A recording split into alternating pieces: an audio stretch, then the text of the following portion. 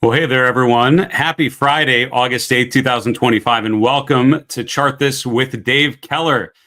Good to be with you here on a beautiful Friday afternoon here in Redmond, Washington. Nice, clear day, high in the mid 60s. Life is good weather-wise. As I've mentioned, this will be our last episode here in the month of August. We're going to be taking the next 3 weeks off from the show, taking some family time. We're going to Ireland on Monday for some time there, doing some musical stuff, getting my daughter to school, coming back after, and we'll do our first show after Labor Day. We'll certainly keep you updated as soon as we return. And appreciate the thoughtful comments and very kind words as I shared our plans here for the next couple weeks. One of the questions I've gotten a number of times are some version of what are the key charts we should pay attention to while Dave's on vacay, and that will be the final question I'll answer today. Is some version of that question. I'll share with you 3 charts I think are most important to watch. But for now, I'll say thanks so much for joining me today. We're going to do a quick market recap, just a quick check-in on how things played out today. Decent update for stocks, finishing toward the highs of the day, which is a good way to finish this week. We'll hit on a couple quick themes, and then really just get into some of the thoughtful questions you guys have been asking. A lot of the questions have been along the lines of, how long do I follow things higher? When would you add to positions? When are things broken? I mean, some of these classic questions that tend to come up during an extended bull market phase.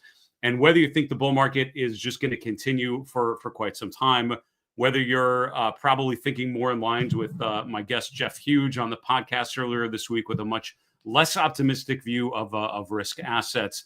At the end of the day, I think a consistent process of analyzing the charts is the best way to navigate either one of those phases. So my general answer is going to be, have a consistent process of reviewing the evidence. I think we focus too much as investors and certainly as technical analysts on treating a market analysis like a crystal ball, and that our goal should be to predict what's going to happen tomorrow as if that's the game. It really isn't. I would argue, in my experiences, it's not about predicting the future. It's about reviewing the evidence and doing it consistently and doing it thoughtfully and meaningfully and taking action based on how the evidence is changing. That's why I started the show, years ago in a form, and have continued it through today's episode. With that in mind, let's get to some of the charts here. Decent day. This is after yesterday with the sell-off and then the rally in the last hour and a half. Today, kind of gapping higher and pushing higher. The S&P closed near the highs of the day, up around 63.90. That's up about 0.8%. The NASDAQ composite up a little more, about 1% higher. Mid-caps were flat for the day. Small caps slightly higher. The VIX moving even lower. So this is, VIX around 15 is a pretty low, volatility environment. So I actually didn't include the VIX as one of those charts, but if I had a fourth chart, I gave you 3 in a minute. The fourth one would be the VIX, because a spike in the VIX, the VIX doesn't spike when things are great. The VIX doesn't spike when investors are calm and rational. The VIX spikes when people are getting nervous. And I did an interview earlier this week on the Investing with IBD podcast. I would encourage you to check out Justin Nielsen's show. It's a really well done show, well produced. The team is awesome, and Justin asked some really good questions. And we talked about a number of different things about market dynamics and what kind of things to look for in this particular environment. And one of the things we talked about was how the market feels like it's driven entirely by fear. On the upside, it's FOMO, the fear of missing out. And before we started, Justin said, "Is there like a downside parallel to the opposite of fear of missing out?" And I came up with FOLE, which we kind of ended up with FOLE, fear of losing everything, because it's not as much fear of losing out. That doesn't sound as bad. I feel like when investors get nervous, it's the fear that whatever you have is going to go to zero, even though that's completely irrational and highly unlikely and very much improbable. We fear that we're going to lose everything, and that's why we panic sell. So those signs of FOLE, as we'll call it, will become very evident on the chart if we again have a consistent process of reviewing it. So overall, stocks up, volatility down. That's a pretty good bullish way for us to kick off or finish the first week in August here. Bonds moved lower today, so stocks higher, bonds lower. The TLT was down about 0.4%. Dollar slightly higher, not much of a change. Rates generally moving higher as bond prices sold off. 10-year points sitting just below 4.3% today. The commodity space pretty much flat for the day. You can see silver up another 1/3%, gold basically flat, copper prices up, some energy things lower. Looking at cryptocurrencies, kind of mixed. Bitcoin is briefly pushed above the 117,000 level, but for the last, call it 12 hours, has sort of just been bumping up against that level of resistance. Ether, look at Ether above 4,000. How about that? Very interesting. My interview with Jeff Hughes was on Tuesday, was when we spoke. I just released that episode. I think it was yesterday.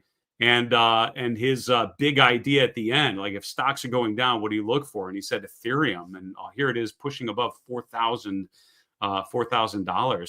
for huge, big round number. And I do have positions in Bitcoin and Ethereum and some Bitcoin ETFs for what it's worth, and also gold and a bunch of S&P kind of things. All right. Looking at the 11 S&P sectors, you can see most of them were up. Only 2 of the sectors were down. 2 defensive sectors, utilities and real estate, were down today. Technology, number 1. Financials, number 2. Healthcare, number 3. They were all up about 0.9 to 1%. This wasn't a huge up day in terms of percentage gains, but it was more of a broad advance, with most things generally moving higher. The breadth wasn't as good as you'd think here on Friday, and I think that's one of the things that's still sort of back of my mind, of things that I'd feel much better if these were looking stronger. I would say breadth conditions being more positive as I take a break here. Breadth on the New York Composite Index, with how good of a day this was for the sectors and everything. The New York Composite Index, 51% advancers to 46% decliners. I mean, that's not bad, but that's not great. That's neutral, right? With the S&P almost 60% up to 40% down, that's a little bit better. But you can still see some more neutral kind of breadth here. So while some things are going up, and the good news is it's things like Apple that represent a big market cap in the S&P and the Nasdaq. And that's part of why the indexes look so good. But then there are plenty of things down as well, and I think that's going to be the story in this market here. I think investors get into trouble, particularly equity investors, when you think that what's happening with the broad indexes is what's happening with individual stocks. Remember, there's quite a differentiation when you look at 500 companies or so in the S&P 500. A lot of different patterns represented here. Speaking of the Magnificent Seven stocks, pretty decent day here. You can see Amazon was actually slightly lower, and I'm still watching Microsoft continuing to not impress post earnings, but Apple up over 4%, continuing that rally after the news earlier this week. Netflix, Alphabet, Tesla all up over 2% today. All right. Just the last comment I would say, no, we're going to keep going. We're moving on, because I've got a couple charts to share with you later, and I have some good questions to share with you, and that's how we're going to spend our time together. Question number 1, Nvidia's earnings are on August 27th. Yeah, one person mentioned, I'm taking a break after earnings season is done here, but there are some companies reporting earnings in the interim here in the month of August. Nvidia stands out later this month coming out. If Nvidia breaks lower after earnings, no doubt it will act as an anchor to the market, but breaking higher will likely ignite further tech enthusiasm. What's your take on that?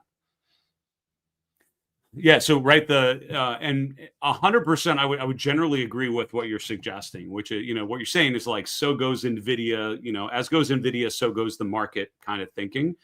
And that's true. I mean, the reality is, and I haven't done this calculation in quite some time, but I would say most likely the top 10 stocks in the S&P 500 by market cap, that market cap weight is probably as much as the bottom 400 stocks. I think that's probably a fair assumption at this point. I'm making a note to look into that, because I actually don't know, and that's the kind of number I like to know. Let's see, 10 stocks, S&P bottom weight. I think I'll remember what that note means. So the story is, these largest names at 4.5 trillion market cap. I mean, they're huge. I mean, the impact of these stocks on the benchmark cannot be overstated. I mean, they're significant. So you're right. I mean, I think the challenge with these stocks, and we've seen it with like Netflix, right? Netflix was the first and again, Netflix is not as big. It's a 500 some billion market cap as opposed to 4.5 trillion market cap. So a different order of magnitude, but Remember here, this was early. This was early in the earnings season, and you saw Netflix miss earnings and then just rolled over. And just in the last couple days, you're finally seeing the stock bounce off of 1150. But the whole month of July, Netflix was just trending lower, and it lost about 200 points, which is not a small. That's not a small percentage, right? That's about a 15% drop from the end of June to the end of July. That's a big move, right? And so I think the reality is these stocks that have had really good runs, those are based on a Goldilocks kind of scenario where they continue to grow in perpetuity, right? The bull case on a chart like Netflix is that it just keeps, building an audience. It just finds new ways to monetize it. It keeps creating original content, and all those things keep working and working. The problem is, logically, you realize that can't go on forever, right? Company can't expand forever. Apple ran into that with the iPhone, right? If you look at the exponential growth in the iPhone penetration of the global cell phone market, and I remember this when we were looking at Nokia versus Apple, like many, many years ago. And it's like, what's the theoretical limit of how many iPhones they can actually get out there? And then it's about getting people to refresh their phone and do it regularly enough that you keep selling a ton of iPhones every year, and just the numbers don't work. At some point it's like there aren't enough people to keep wanting to buy enough iPhones to make that thing. So, and that's how Apple has been able to diversify into a lot of different things that they're able to make money with, of course, at this point. And that's the question is whether they'll be able to innovate. So I would 100% agree. If Netflix, or if Nvidia would pull a Netflix and report it, because it looks a lot like the chart of Netflix post pre-earnings. And if post earnings it does a similar thing, yes, I would imagine that would definitely weigh on the market. Now, you've seen that happen though with stocks like Microsoft that have rotated lower in the last couple of weeks. We've seen that at times with like Meta, right, being a huge name and rolling over, like it did in through much of July. So the question is whether it's just a short-term pullback or something more significant, and that's the question I would start to try to answer if you did see a big sell-off relative to earnings. If Netflix continues higher, that's the bull case with these charts, is AMD and Netflix and Nvidia and others just continue to show strength and represent the strength in the AI sort of chip general space.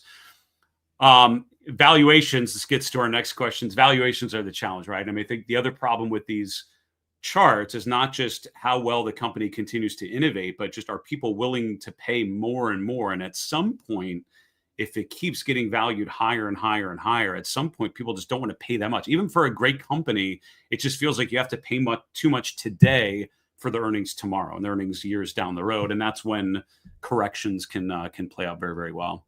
So that was a long-winded answer to your very thoughtful question with Nvidia. But I would say, yeah, one thing I would certainly be keeping an eye on the earnings calendar and any of those earnings releases, certainly with the big names you want to pay attention to. And I use a couple different things for that. I use Koifin for the earnings calendar primarily. Stock Charts has an earnings calendar. A number of other websites have earnings calendars. And so I would definitely keep a watchful eye on those. Next question. I told a friend about a stock, and he said the PE was too high. Why should I buy a stock in a company when the PE is too high? Or I guess why shouldn't I, right? So this kind of gets what we're talking about with Nvidia, right? The idea with any sort of equity, right? There's never a PE of 1. And if it does, that means the company is incredibly overvalued, right?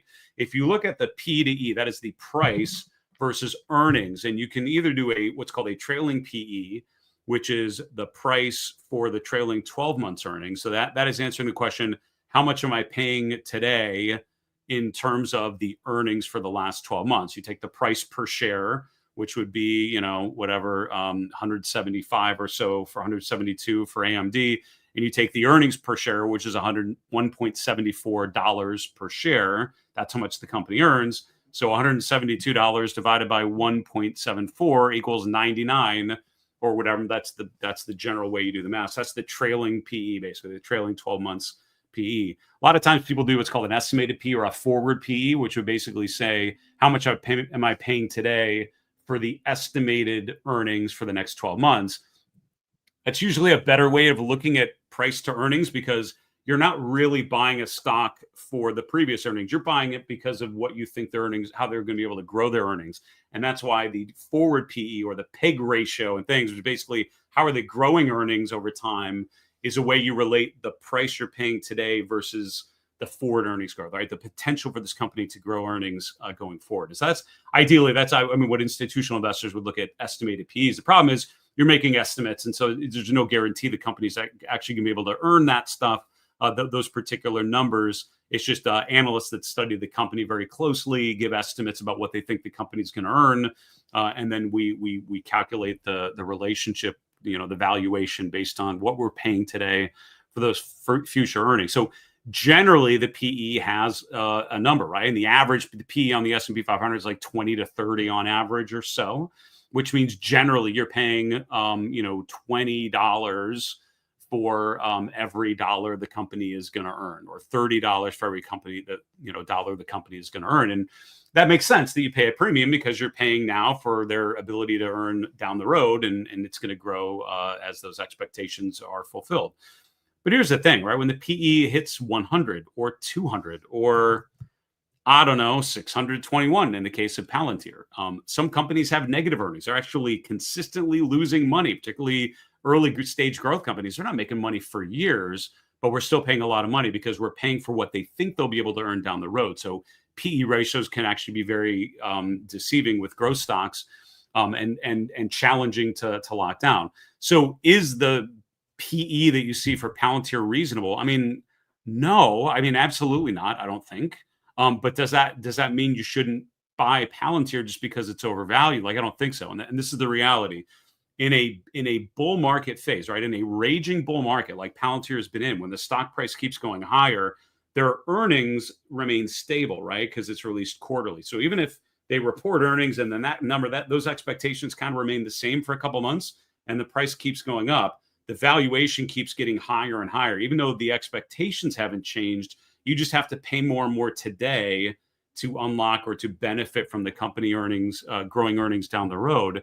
And so the PE ratios in a bull market will be very, very high and will be very hard to justify. So I've usually learned as a growth-oriented investor in some small or large way over my career, and I used to work for a lot of institutional growth managers at Fidelity and other firms. You wouldn't look too much at valuations in a bull market because you expect them to be pretty high because people are paying more and more for everything. Where valuations can be really helpful is in a bearish market, because then you can look at low valuations, right? Where can I get a discount? Where can I pay very little for the company's future earnings? When has the stock price come down so much that the price today relative to its future earnings or its future revenues or its book value or whatever that denominator is, when those valuations get so low that you think, all right, this is just a steal, right? The company's not going to go under. I think the company's going to survive, and now I can pay way less to get to the same stock. I mean, that's why valuations in a down market can be very helpful for helping you recognize the inherent value embedded in some of these stocks. In a big raging growth market, I would say valuations are not easy to use. And every bull market I've ever been involved with, and I've been involved with some doozies in the last 25 years, someone is always complaining about valuations every time. And eventually they'll be right, and the company will actually be so overvalued that the stock tops out. I don't think that's about valuations, though. I think that's about other forces at work and probably changing cycles more than anything. This is a long-winded Q&A. I'm going to try to tighten it up here. Sorry, but I'm getting really excited about these questions. I saw your take on Palantir the other day. However, I wanted to know your thoughts on placing a buy while the stock is in an extended, maybe overextended uptrend. Better to wait for a better entry point. And I would say, yeah, in your question, there's a really good idea. We have Palantir up already. It is hard to buy a stock when it's just going vertical, right?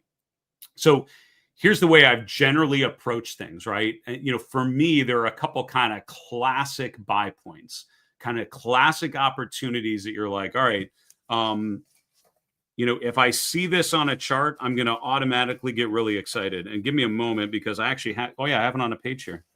I was going to make a video about this at some point. You probably can't see it very well, and sorry, I'll take a picture and make it look all pretty and do a YouTube video just on this at some point.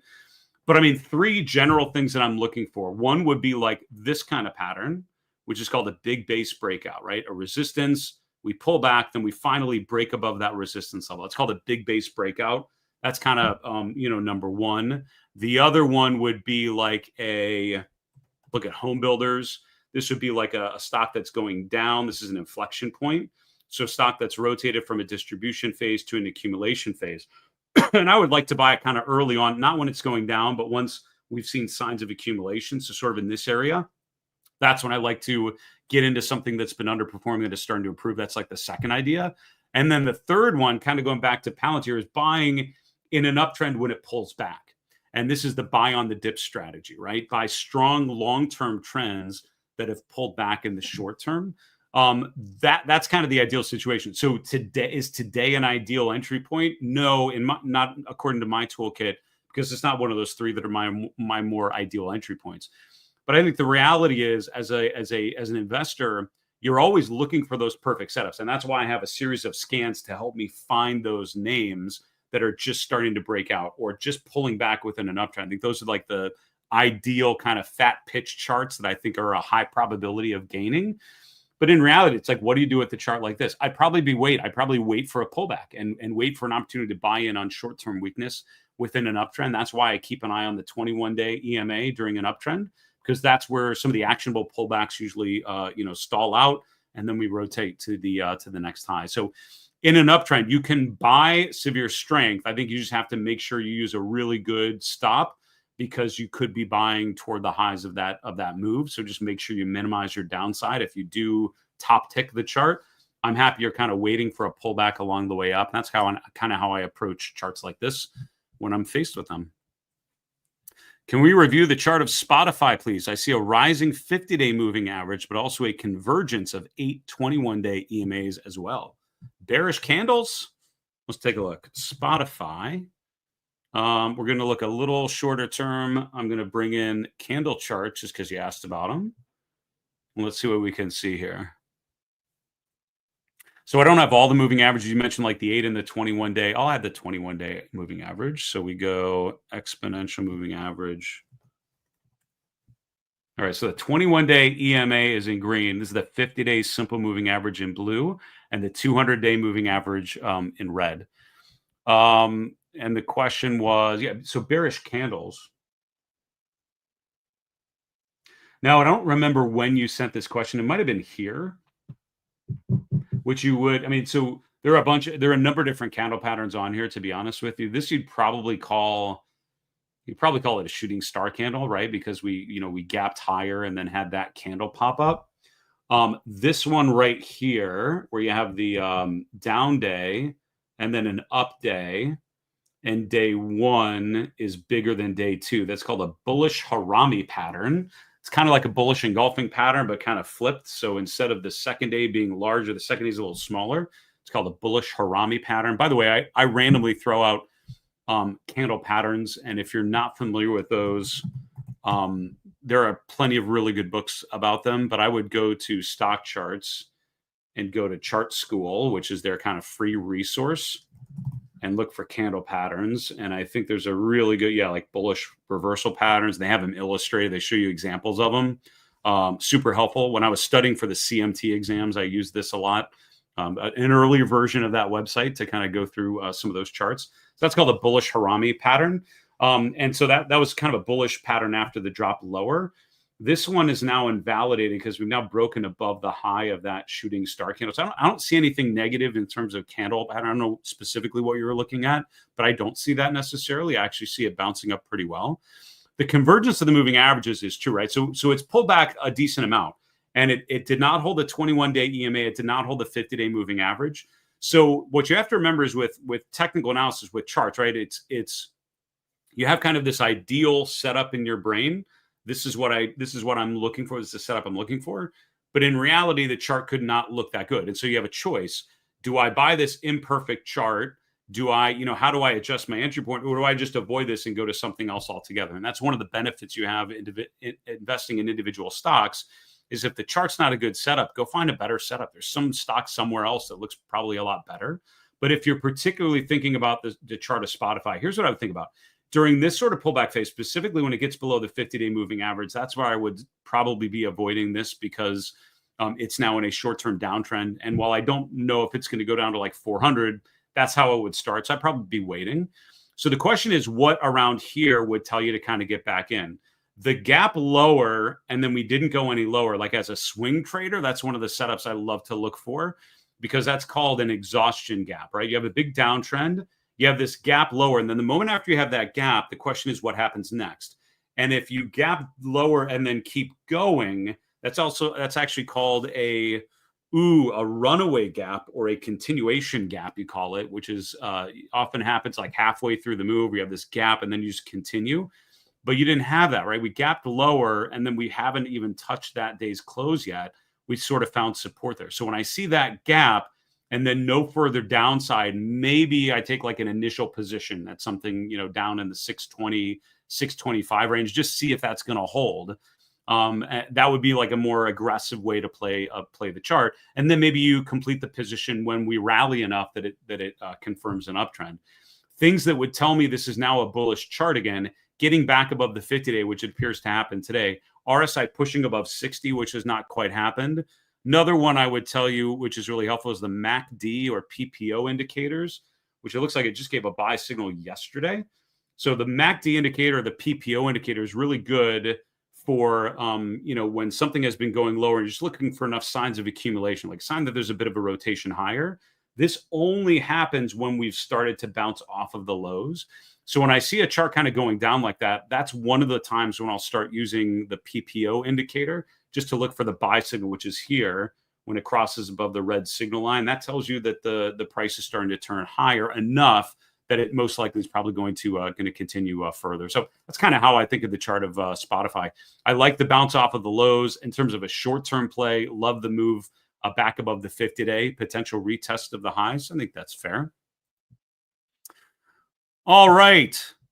Final question for the show. While you're out, what charts do you think we should pay the most attention to? And I love that question. And I had a number of people ask some version of that. And I would love to finish today's show answering that question. I have hand selected 3 charts. These are the ones I would tell you to keep in your back pocket. I would encourage you to keep an eye on these, and I hope they served you well. As I mentioned, I'm going to be chatting with our premium members. I sent them sort of a separate video outlining my game plan for August. So if you want to keep closer touch with what I'm thinking, consider a premium membership. I'd love to have you over there. You can find more info at marketmisbehavior.com/premium and use the code YouTube when you check out for 30% off your first 12 months. But here are 3 things that I'm going to be keeping in mind and that I'm going to be looking at. Number one, obviously the daily chart of the S&P 500 is the most important chart at all times in my process. The first chart I look at every morning is my market trend model. I didn't include that as one of the 3, but that's probably one of the top 10 for sure. And that's an important one. That's my main kind of starting point to understand how the market is moving on different time frames. But the daily chart of the S&P is literally the second chart that I look at every day when I'm analyzing the markets. And I would say I think of this chart as an ongoing discussion I have with the market gods every day. I think about what I'm seeing. I look at the chart. I think about the dynamics.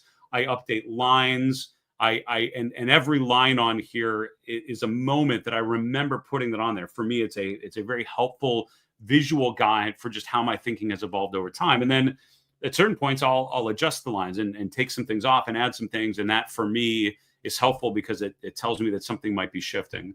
And I would say, given the drop that we had last week, given the nice rally that we've seen off of that low, for me, 6,200 is kind of the level. So if I left you with just a level, I would say, simple flow chart, S&P over 6,200, bullish, S&P below 6,200, bearish. And I would keep it that simple because the S&P over 6,200 is either noise and chop or it's a continuation of the uptrend, but just things aren't getting that bad.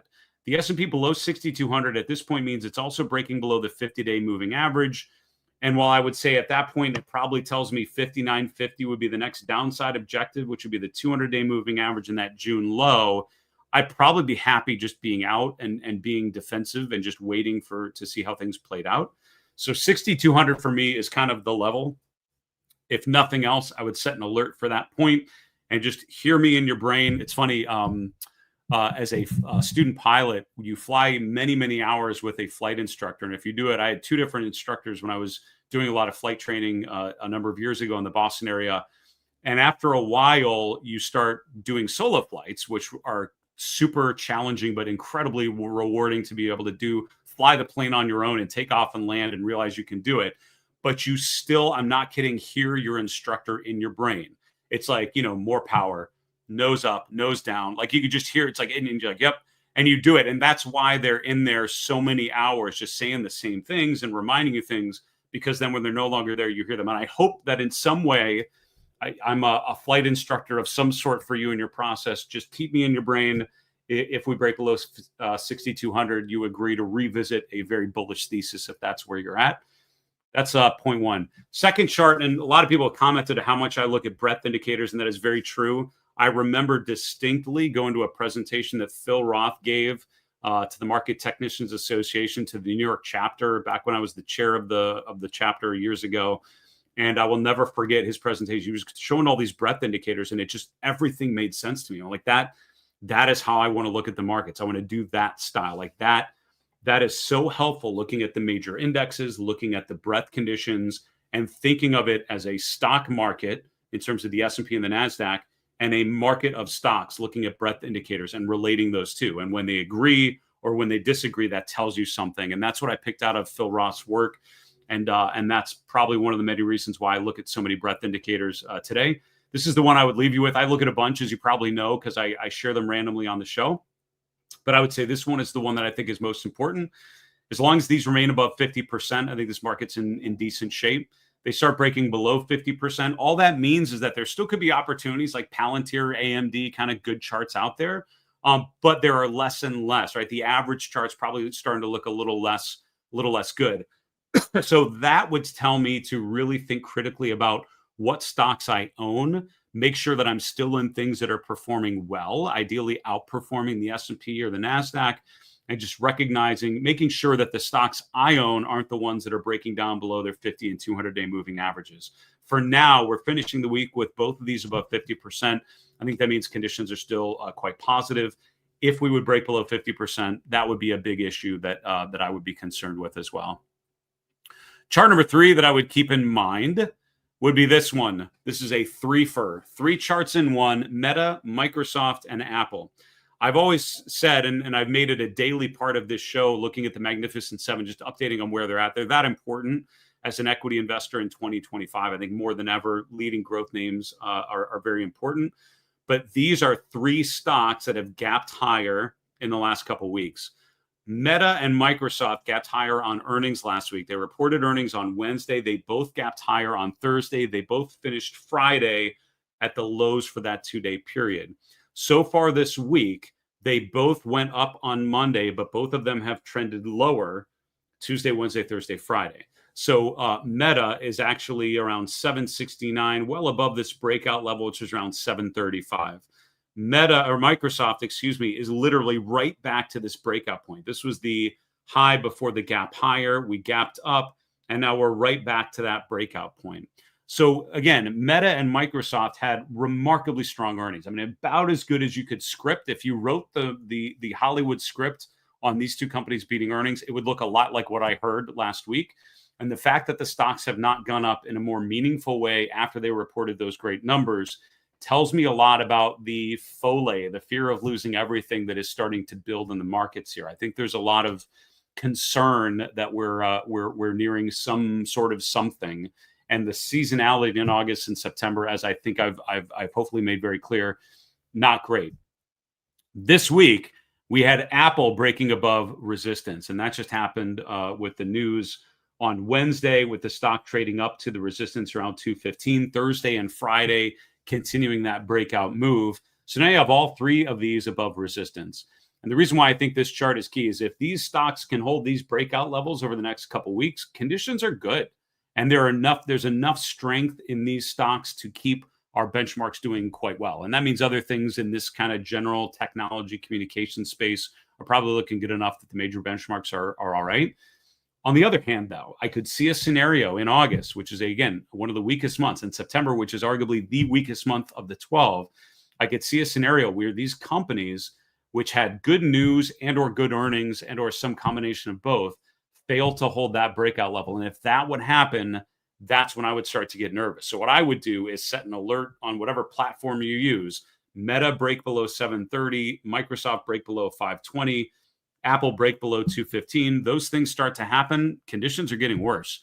If those things don't happen, if you never get those alerts, that means these names have broken out and at least have sustained that break in it and have not, failed below their breakout levels. I think that's the third chart that I would watch. That'll do it for today, and that'll do it for the month of August for Chart This with Dave Keller. Listen, thank you guys so much, all of you, for watching the show. Thank you for your thoughtful questions over these number of months. Thank you for some great questions this week that I've been able to feature on today's show. And I appreciate your encouraging words as I take some break to reflect and refresh and renew and all those things that I hope you were able to take time to do in your lives with your family, by yourself, some combination of the above. We're going to be traveling a lot over the next couple of weeks. I'll be in touch on social media, certainly be sharing content on my YouTube channel when I'm able to do so. But for now, I'll say have a fantastic month of August. We'll see you again in September. Remember, in the meantime, it's always a good time to own good charts. Take care, folks.